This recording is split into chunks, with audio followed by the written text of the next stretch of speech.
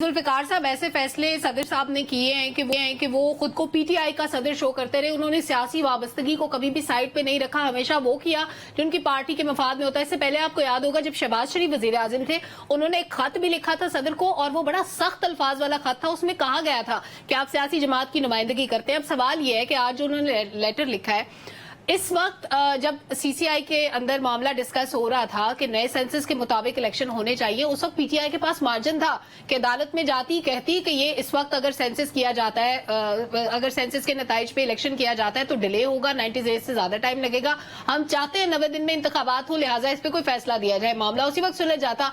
अब बिल्कुल last moment पे आके हर चीज के बारे में अदालत से रुजू करने की बात हो रही है। कभी इलेक्शन कमीशन की तरफ देखा जा रहा है। इंतखाबात होते हुए आपको नजर भी आ रहे हैं? देखें, ये खत जो है ये बहुत ट्रिकी है और बड़ा साजिशी नोयत का है और बड़ा टेक्निकल है। हाँ।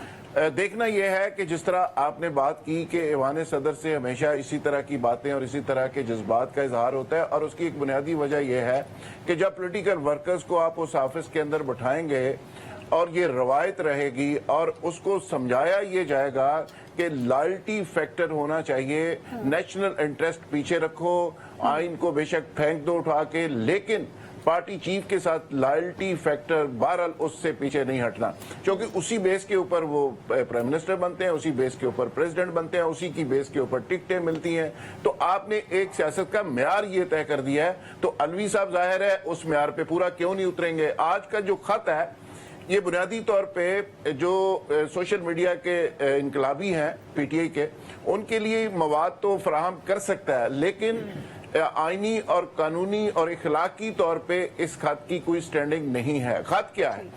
अलवी साहब फरमाते हैं कि मुझे सारे सूबाई गवर्नमेंट्स कहती हैं कि मैं इस पे इनपुट नहीं दे सकता। जो प्रिंसिपल लॉ ऑफिसर है पाकिस्तान के, जो मिनिस्टर लॉ हैं, वो ये कहते हैं कि आप खत नहीं लिख सकते। अटॉर्नी जनरल कहते हैं कि आप नहीं लिख सकते। इलेक्शन कमीशन एक इंडिपेंडेंट अदारा है और ये उसका हक है, और आइन और कानून मुझे इस पे पाबंद करता है। और ये लेजिस्लेशन जब हुई थी उस पे दस्तखत भी इन्होंने फरमाए थे, और जो उनका अपना सिस्टम है जिसमें एक साबिक चीफ जस्टिस हैं सुप्रीम कोर्ट के, वो भी कहते हैं कि आप ऐसा नहीं कर सकते। अच्छा, ये सारी चीजें मानते हुए कि चारों गवर्नमेंट्स भी कहती हैं और डीलिमिटेशन भी होनी चाहिए, ये भी बड़ी जरूरी है, सुप्रीम कोर्ट भी पहले इस पे कर चुकी, तो मैं फिर भी कहता हूं कि इसको जरा देख लें। जैसे डॉक्टर साहब ने कहा कि ये ऐसे ही है कि जैसे वो ये फरमा रहे हैं कि दांत निकालना या ठीक करना तो डेंटिस्ट का काम है, लेकिन ये काम अगर आप किसी न्यूरोलॉजिस्ट या किसी आर्थोपेडिक से भी करवा लें तो इसमें कोई अर्ज नहीं, ये देख लें जरा।